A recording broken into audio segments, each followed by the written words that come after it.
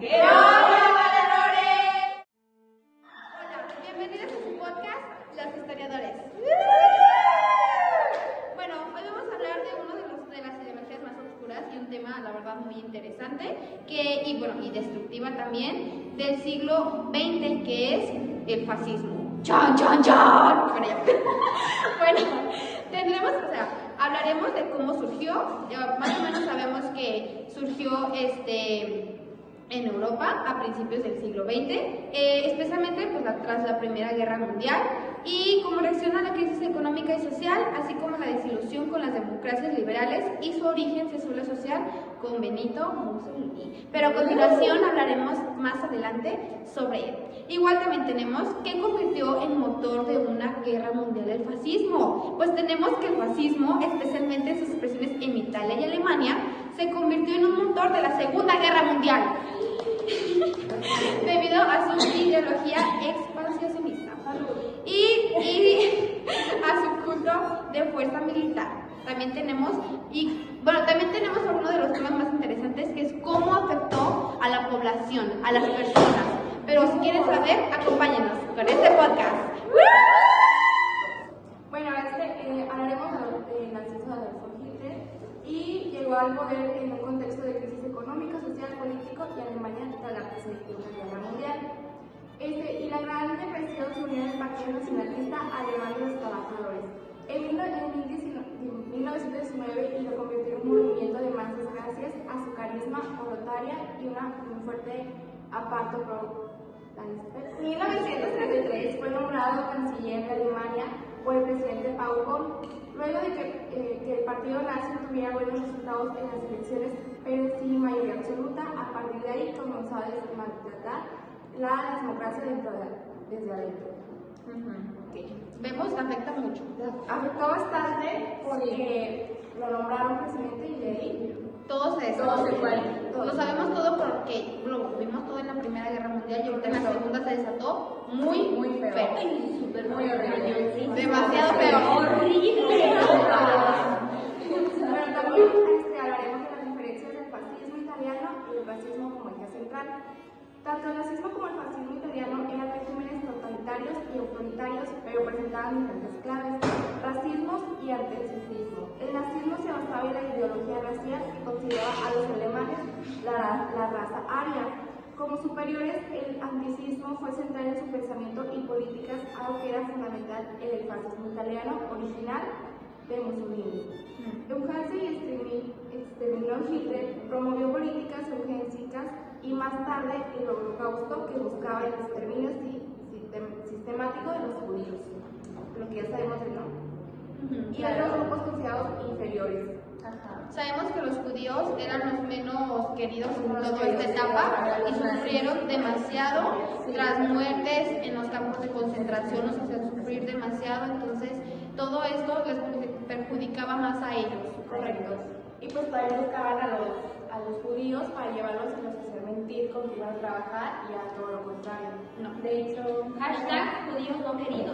#queremos a los judíos. En su comentario, de hecho, se encontraron varios segmentos de papeles en los campos de concentración que los judíos ya ponían de que si Dios me abandonó, me tiene que pedir su perdón de rodillas, porque ellos dejaban de creer totalmente en Dios, porque por todas las cosas que les pasaban en los campos, o sea, eran maltratados, Las personas no tenían corazón a todo lo que le hacían a las personas mayores de edad, mujeres y niños. Como los niños decían que no les servía para nada, los metían, les decían que los iban a bañar y los cremaban. Exacto. Sí, también hubo un tiempo donde los judíos también podían salir, pero si hacían ciertas cosas, los mataban. O sea, podían ir a la escuela y así, pero si hacían ciertas actividades que iban contra el pensamiento de este hombre, los mataban. Era muy feo. Correcto. Pero seguimos. Se van a clasificar en bloques, ¿verdad? Sí, se me olvidó comentarles que se clasificaban en bloques para que puedan entenderlo de una mejor manera, y también de manera ordenada, y sería de 4 bloques, entonces cada bloque es una cosa diferente. Empezamos con el bloque 1 y ahora sigue el bloque 2. Ahora vamos a seguir con la propaganda nazi y su control social en todo lo que fue Alemania. Bueno, el partido nazi fue clave para movilizar, adoctrinar y también organizar a toda la población, ya que la propaganda era dirigida por Joseph Goebbels. Bueno, la propaganda nazi se utilizó, utilizó medios como la radio, el cine, la prensa y también carteles para exaltar a Hitler como el líder supremo. También le decían el Fulgero. ¿Vale? Y con eso,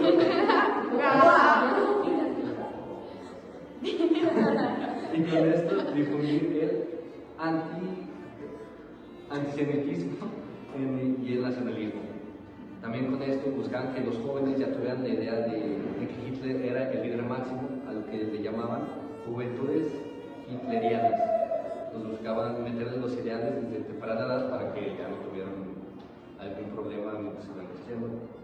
También en el control social se utilizaron tácticas de vigilancia, intimidación y represiones mediante la Gestapo, que es la policía secreta, y la SS, eliminando toda oposición política. Ya que vemos que Hitler era una persona muy, bueno, para ese entonces imponente. Casi nadie lo llegaba como a enfrentar, porque era, como decía mi compañero, la máxima autoridad. Entonces, el que trataba de cambiar todo eso, ¡pum!, lo mataba. También influenciaba también a los adolescentes. A los adolescentes para que se unieran a su movimiento nazi. Bueno, pues el siguiente bloque que seguiría pues es la crisis tras la Primera Guerra Mundial.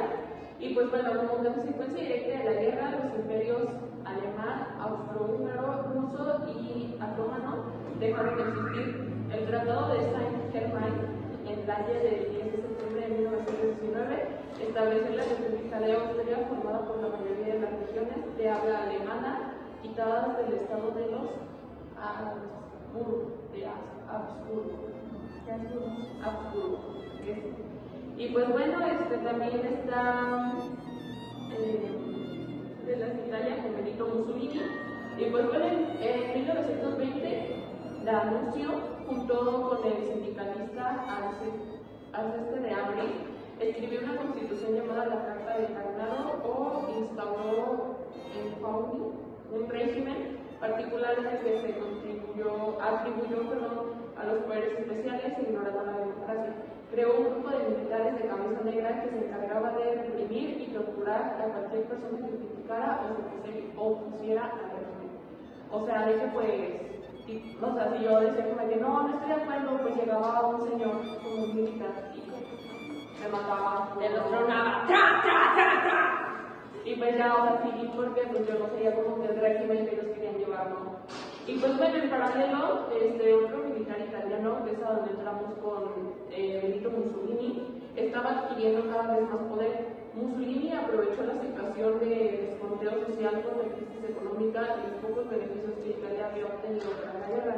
Se oponía a los movimientos socialistas y comunistas italianos y atacó a sus militares con un ejército paramilitar, también llamado Camisas Negras. Tras acceder al poder, Mussolini se inspiró en muchas de las ideas y medidas tomadas por Lucio en fin.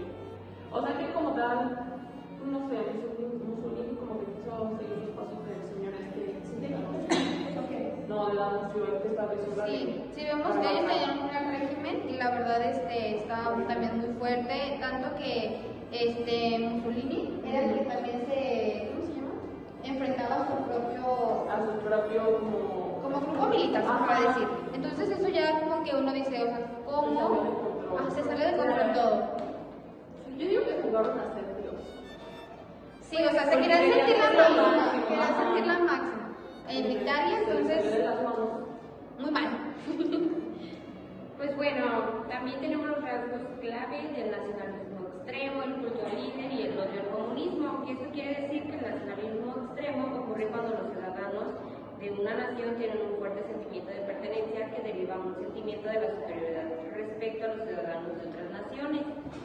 Las características son que exageran mucho la devoción de todas las personas con el líder, que exageran la admiración y adoración unipersonal al caudillo, mimetizado con la figura del Estado al que rigen.